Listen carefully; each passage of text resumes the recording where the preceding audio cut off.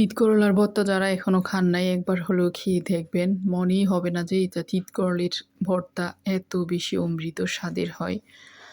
আসসালামু আলাইকুম সবাইকে। তাহলে চলুন আজকে আপনাদের সাথে তিত করলের ভর্তার রেসিপিটা শেয়ার করি।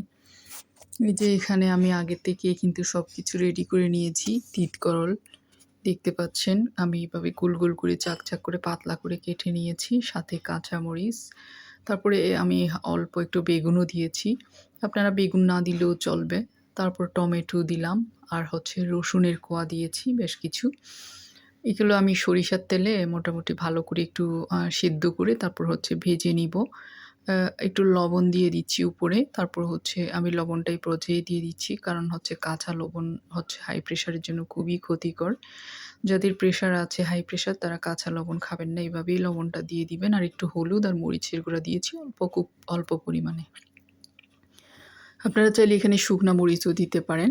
এটা আমি সরিষার তেল দিয়ে দিয়েছি। তারপর এটা আমি লো মিডিয়াম হিটে ঢাকনা দিয়ে প্রথমে সিদ্ধ করে নিচ্ছিলাম।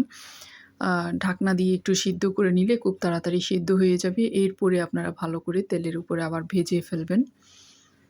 দেখেন উল্টে পাল্টে দিচ্ছি, এক পিঠ যখন হয়ে যাবে আরেক পিঠ আমি উল্টে দিব। তবে একটু পুড়া পুড়া করে ফেলবো ভেজে।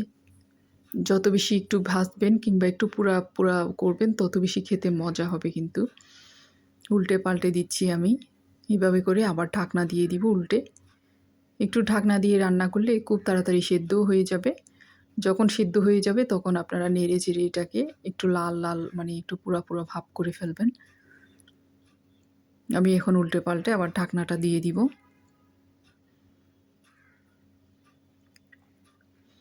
একটু সময় নিয়ে উল্টে পাল্টে আমি এটা সিদ্ধ করে নিচ্ছিলাম। অল্প একটু তেল দিলেই হয়ে যায় আসলে। তিত করল দেখা যায় এমনিতে খেতে চায় না অনেকেই, এভাবে করে একবার খেয়ে দেখবেন। অমৃত স্বাদের হবে, তিতটা তো থাকবেই না।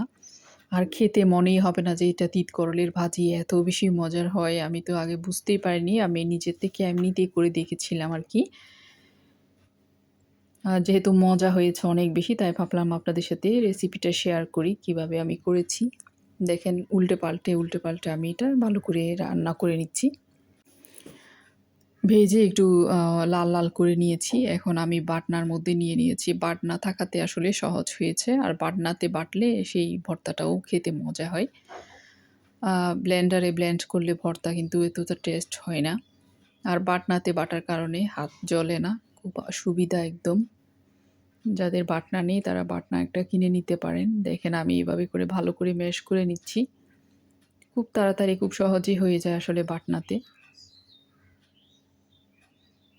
একদম সফট হয়ে গিয়েছে, যার জন্য হচ্ছে খুব তাড়াতাড়ি আর এত সুন্দর একটা ফ্লেভার বের হচ্ছে, মানে কখন খাবো সেই অপেক্ষায় আছি আমরা সবাই, এরকম একটা অবস্থা। যাই হোক, এখন দিয়ে দিচ্ছি পেঁয়াজ কুচি। আপনারা চাইলে ধনিয়া পাতাও দিতে পারেন। ধনিয়া পাতা হাতের কাছে থাকলে সবার পরে একটু সরিষার তেল, কী যে মজা হয়েছে আসলে। একদম সত্যি করে বলছিলাম, আপনারা ট্রাই করে দেখবেন তিত করল দিয়ে এইভাবে ভর্তা। বেগুন থাকলে সাথে বেগুন দিতে পারেন, না থাকলে শুধু তিত করল দিয়ে করলেও কিন্তু অমৃত স্বাদের হবে।